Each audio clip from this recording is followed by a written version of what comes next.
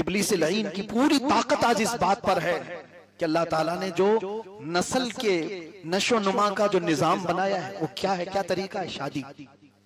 एक जवान लड़का एक जवान लड़की से निकाह करेगा, हलाल तरीका यही है, और इसी से इंसानी नस्ल की इर्तिका होगी, नस्ब महफूज रहे।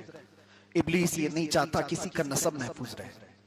अल्लाह तबारक व तआला के सबसे ज्यादा इस पर कड़ा हुक्म दिया गया है। आपको पता है इस्लाम में एक हुक्म आपको पता है, औरत को जब कोई तलाक दे दिया या औरत का शोहर मर गया तो हमारे निजाम क्या है? इद्दत गुजारेगी नहीं गुजारेगी? सुना है ना आपने इद्दत का। औरत को तलाक देने के बाद वो औरत अगर दूसरे से निकाह करना चाहे तो उसकी इद्दत है।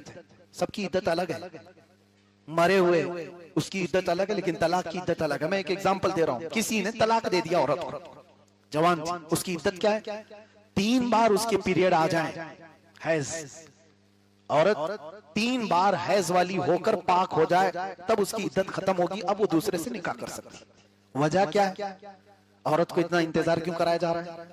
अरे इधर छोड़ा उधर दूसरा निकाह कर ले औरत। नहीं, इस्लाम में नस्ब की हिफाजत पर इतना ज्यादा ताकीद है कि 3 हैज आ जाने का मतलब है पहले वाले शोहर का कोई कतरा भी उसके पेट में बाकी नहीं रहा, कोई चीज पहले वाले शोहर की उसके अंदर बाकी नहीं रही। अगर पहले वाले शोहर का नुतफा होता तो औरत को हैज नहीं आता, हमल खड़ा हो जाता, हमल ठहर चुका होता, और फिर उसकी इद्दत जब तक वो हमल खत्म नहीं होता तब तक दूसरा कोई निकाह नहीं कर सकता। वजह क्या है? एक औरत के पेट में 2 मर्द या 3 मर्द, किसी का इख्तिलात इस्लाम चाहता ही नहीं, नसब नहीं मुख्तलित होना चाहिए, मिलना नहीं चाहिए।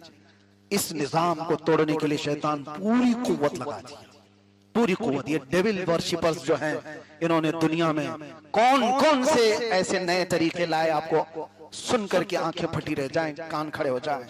वाइफ स्वैपिंग, इसकी बीवी उसके साथ जाए, उसकी बीवी इसके साथ जाए, ये बड़े मालदारों के फैशन है। आज दुनिया इसको ऐब नहीं समझती, ये बड़े बड़े पैसों वालों के चोंचले हैं। अपनी औरतों को दूसरों के यहाँ भेजना, दूसरों की औरतों के साथ खुद चले जाना, माअज़ल्लाह रब्बिल आलमीन।